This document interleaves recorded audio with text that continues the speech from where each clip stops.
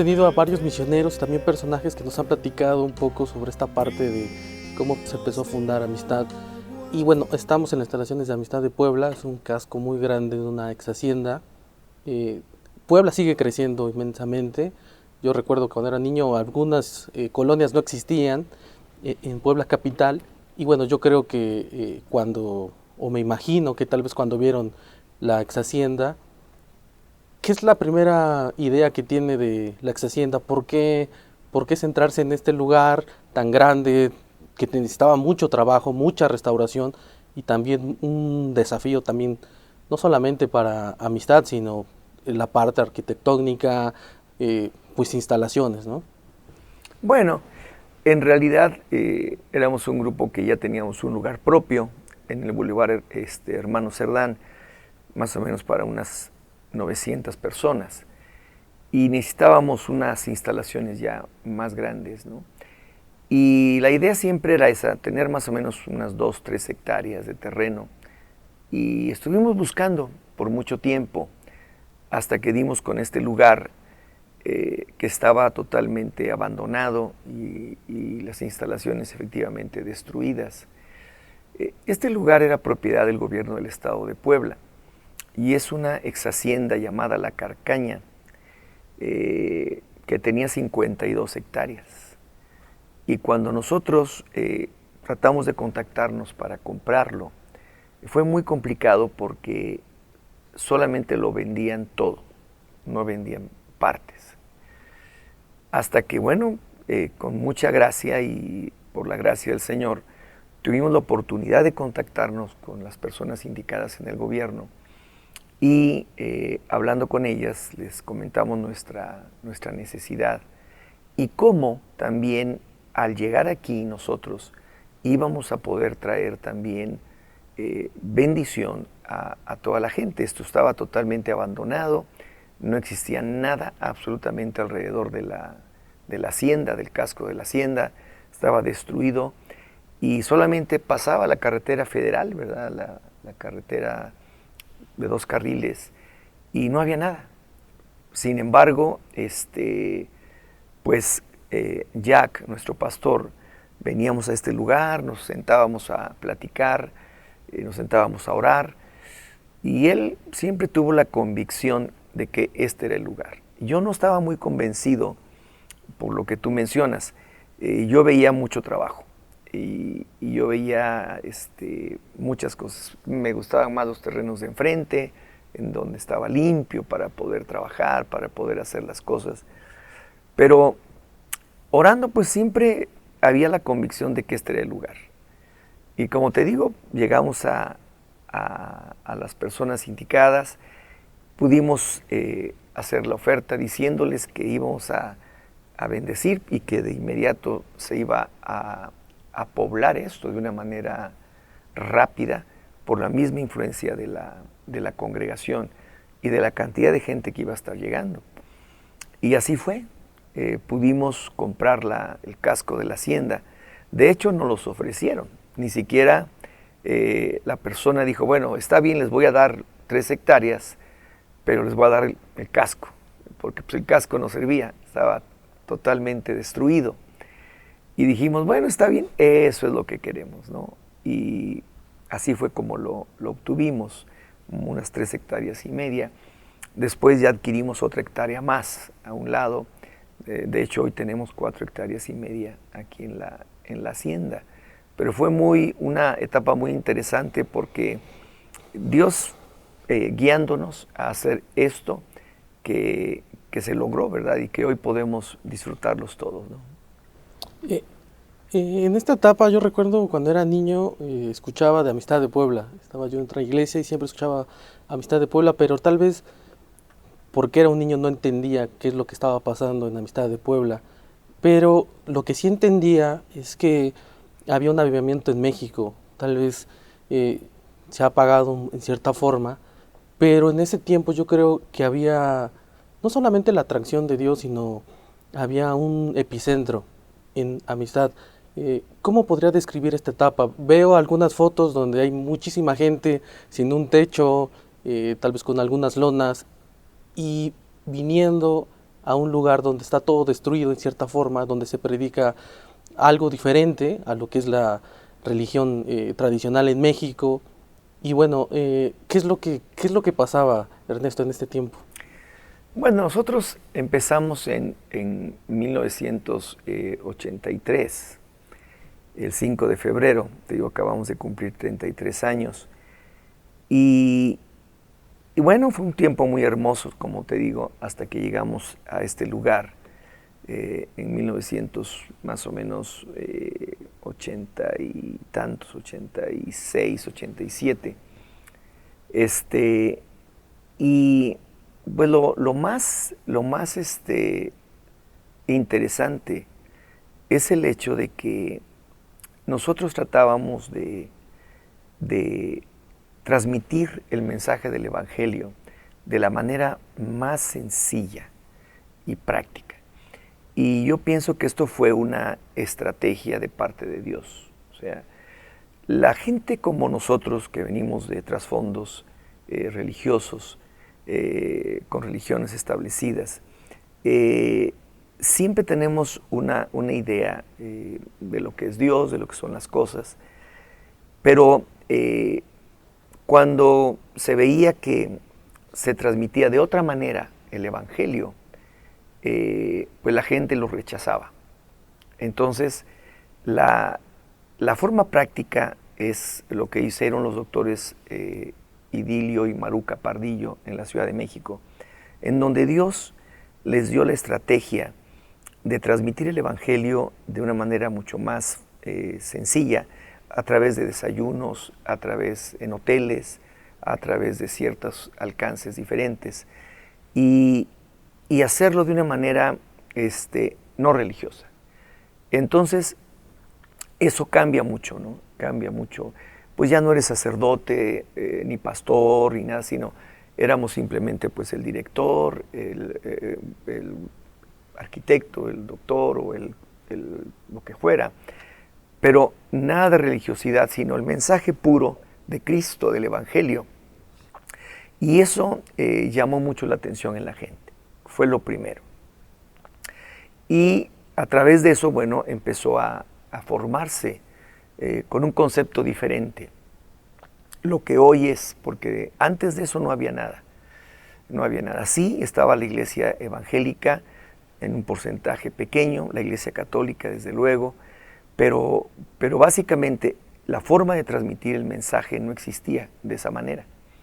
Y cuando se empieza a establecer, la gente es atraída, primeramente porque ve algo diferente, pero sobre todo por el anuncio muy claro, muy clarito de lo que es el Evangelio.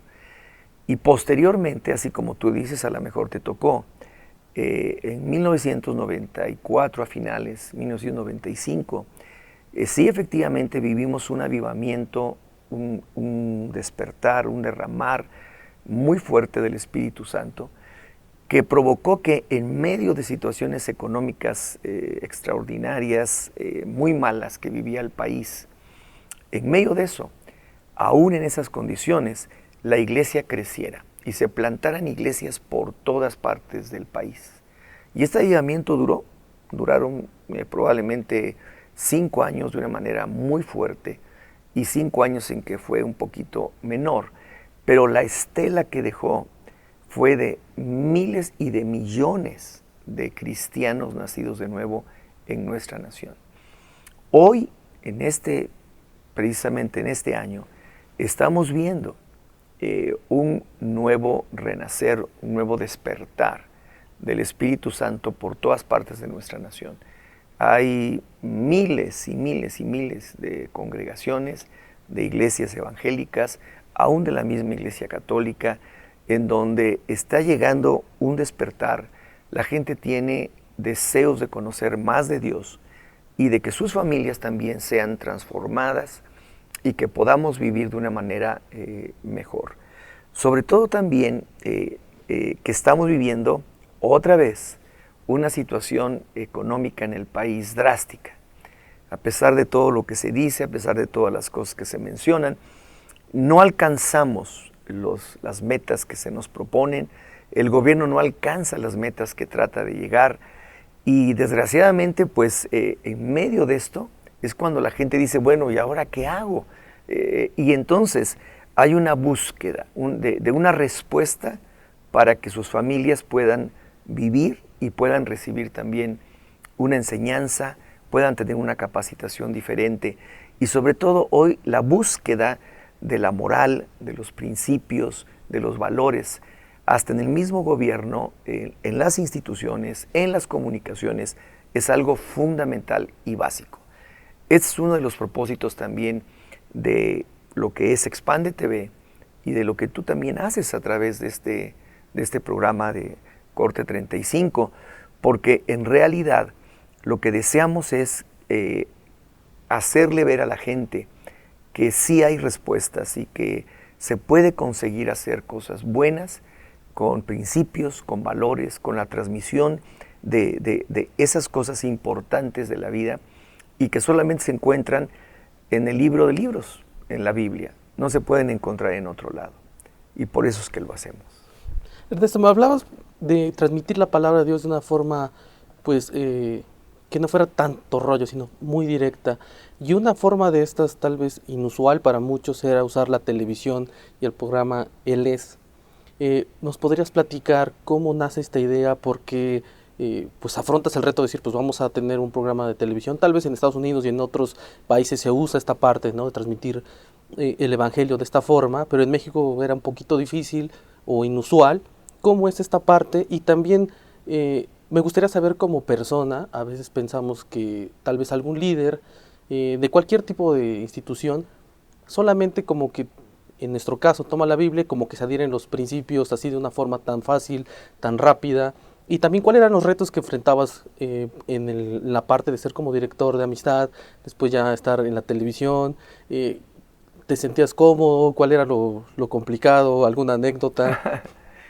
Bueno, siempre el empezar nuevas cosas que sabemos que pueden ser de bendición para la gente es importante, ¿no? De hecho, no solo a través de la televisión, hay muchas otras formas de hacerlo. Y ya en ese entonces teníamos un periódico, el periódico América Nueva, teníamos también programas de radio, tenemos más de 20 años en la radio. Pero la televisión era algo que no teníamos ningún interés en cuanto a que se pudiera realizar.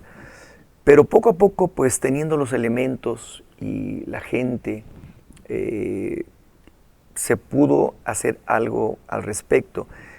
Y prácticamente nos vinieron a ofrecer el programa aquí, personas de Televisa, de Canal 3, de Televisa Puebla. Aquí mismo hablaron conmigo para ofrecernos el programa. Y entonces les dije, bueno, pues si creen ustedes que puede ser, nos pusimos de acuerdo en los precios, etcétera. Y empezamos a grabar, pero yo les pedí un tiempo de empezar a grabar, unos 10, 12 programas con anticipación, porque no sabía qué era la televisión, ¿verdad? Hoy lo hacemos cada semana, ¿verdad? Pero en ese entonces era más complicado. Y además que teníamos muy pocos recursos, ¿no? Obviamente no teníamos sets, no teníamos nada. A veces, inclusive, yo predicaba en la reunión general más o menos unos 25 minutos, y en 25 minutos yo daba todo el mensaje. Y ese mismo mensaje después nada más se editaba y era el que se presentaba en la misma televisión. En otras ocasiones pues grabábamos en la casa y yo era el que me dedicaba a editar, ¿no? A poner los espacios, las citas bíblicas, las cintillas, etc. Y así lo hacíamos, ¿verdad? Con Gaby, una chica muy linda que todavía sigue trabajando con nosotros, pero prácticamente éramos 3 personas, ¿no? Entonces, pero fue muy emocionante porque era un reto, un desafío y luego sobre todo el permanecer, ¿no? Hoy podemos decir que después de 10 años al aire somos el programa que ha permanecido dentro de televisión de Puebla, del Canal 3, de Televisa, como el único programa que ha permanecido tanto tiempo al aire. Han tenido muchos programas, pero ninguno de ellos ha tenido 10 años ininterrumpidos al aire, ¿no? Y también pues es muy satisfactorio porque sí hay la oportunidad de poder transmitir estos mensajes que la gente necesita. Y hoy yo me doy cuenta cómo sí llega a una gran cantidad de gente en todo lo que es nuestra radio de influencia. E inclusive me los encuentro muchas veces en la calle, me reconocen, etcétera. Y 10 años es algo muy importante ya en el aire, ¿no? Y posteriormente, pues ya poco a poco van surgiendo más cosas hasta lo que hoy se expande, ¿no? Esta televisora que probablemente es la más importante de la ciudad de Puebla, ¿no? Sí, pastor, ¿nos podría platicar, Ernesto, a qué le tiene miedo? ¿Qué le gusta? ¿Cómo ve la situación, pues, de México? ¿Qué es lo que piensa de los jóvenes?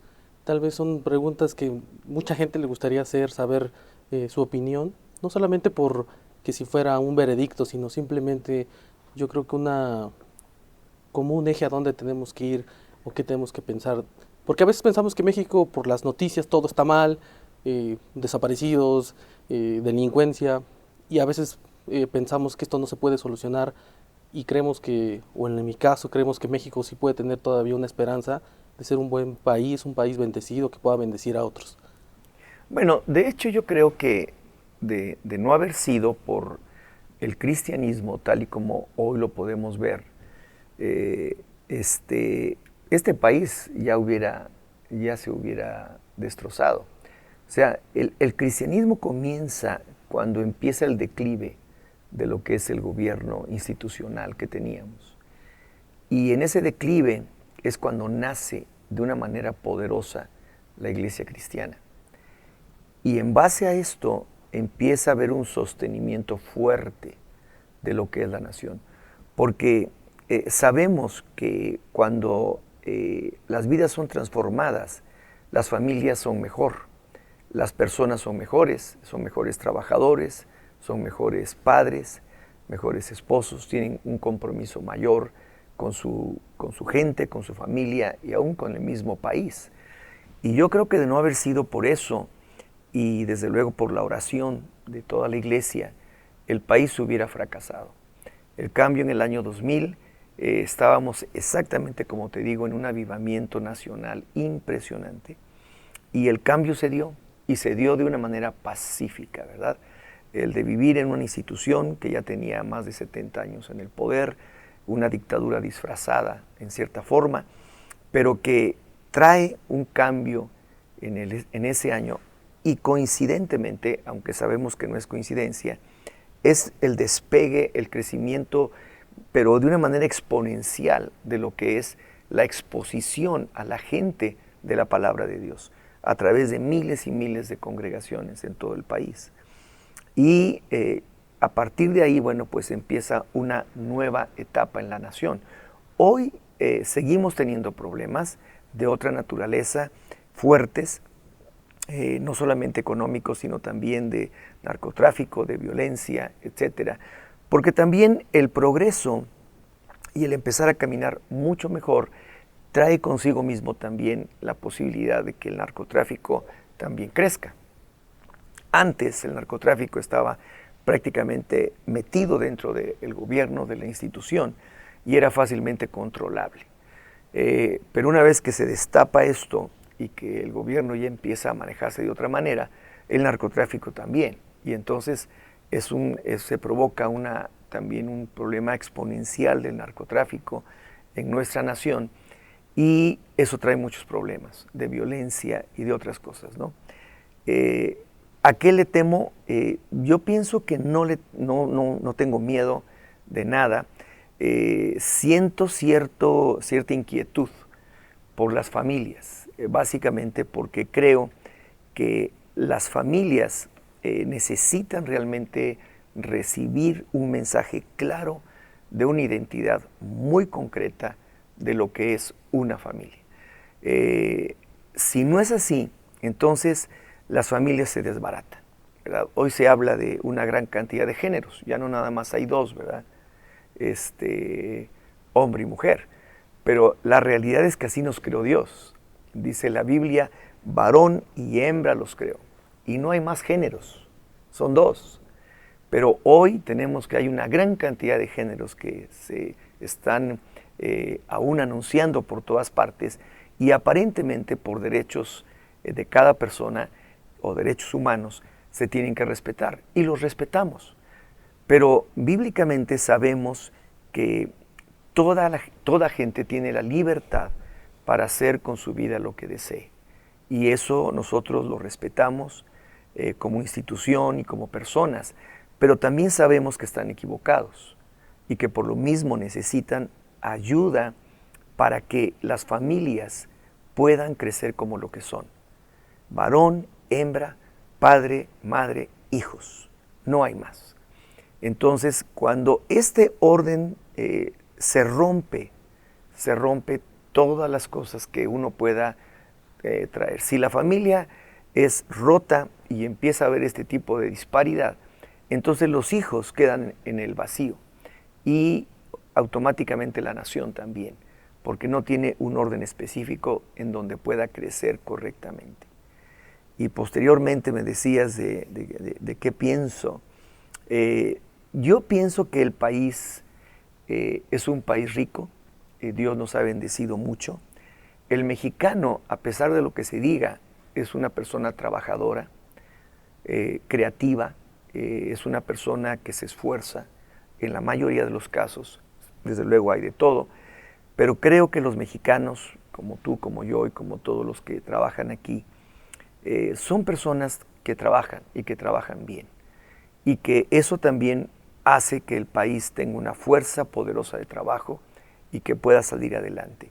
Yo considero que el país seguirá adelante, la iglesia necesita hacer su función en todos los aspectos para mejorar la calidad de vida en el interior del individuo, en lo espiritual, para que se refleje claramente en lo material, en lo que cada quien hace en su propia vida. Y sí, yo confío en que este país, como todos, pero especialmente en México, saldrá adelante y tendremos muchas mejores condiciones de vida de las que hoy tenemos. Pastor, para terminar, 3 preguntas. ¿Cómo le gustaría ver a Amistad de Puebla en los próximos años? También, ¿cómo le gustaría ver a Expande TV en los próximos años? Y también, ¿cómo le gustaría verse usted en los próximos años? Bueno, vamos a empezar.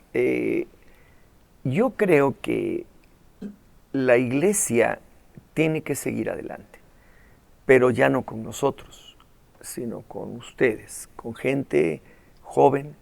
Nuestra principal labor en este momento y también preocupación es el poder transmitirles lo mejor posible lo que tenemos como hoy. Yo creo que este programa va a ser muy bueno en ese aspecto, pero más que nada también el poder pasar la estafeta de una manera correcta para que la siguiente generación tome de lo mejor que pudimos darles y sigan adelante con la iglesia, porque no hay otra respuesta. O sea, no existe, ninguna persona va a encontrar jamás una respuesta fuera de lo que dice Dios, de lo que dice el Señor en su palabra. Y con respecto a cómo me veo yo, bueno, yo me veo haciendo eso y posteriormente pues ya un poquito alejado, permitiendo que los jóvenes tomen ya esos lugares de esas posiciones importantes para seguir trabajando adelante.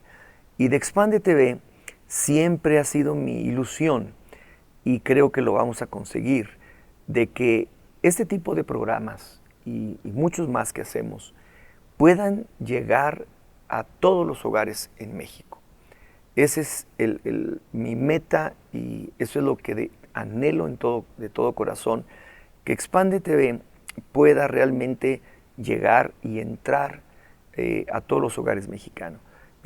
Si hay algo que hace el mexicano es ver televisión, pero desgraciadamente lo que ve no es lo que realmente necesita y no tiene alternativas, porque aun cuando vemos que en la reforma comunicaciones, de telecomunicaciones, ya hay un párrafo en el que es obligatorio para todas las televisoras el poder tener programas y canales de televisión culturales en que se transmitan principios, valores, moral, integridad, etcétera. No los hay. Y no los hay porque no lo saben hacer. Y no lo saben hacer porque no creen. Y no creen porque no leen. Y no leen la Biblia. No leen lo que es realmente la fuente de donde pueden obtener todo lo que necesitan para transmitir ese tipo de valores. Por eso es que Expande TV es una respuesta a la necesidad no solamente de las personas que creen del cristiano, sino de los que no son cristianos, de aquellos que nunca han visto algo semejante a como lo que hoy estamos haciendo y que necesitan escucharlo. Y esa es mi ilusión, que Expande realmente llegue a todos los hogares mexicanos, que tengan la oportunidad, por lo menos, una alternativa diferente, y entonces puedan ver cosas que bendigan a su familia, que bendigan a sus hijos en todas las áreas. Muy bien, pues Pastor, muchas gracias por acompañarnos, por estar con nosotros aquí en Corte 35. Gracias a ti, Gerson, y de veras, pues qué bendición el que podamos transmitir estas cosas y que podamos seguirlo haciendo. Y yo creo que la labor que ustedes hacen en Expande es excelente y sigan adelante. Muchas gracias. Muchas gracias.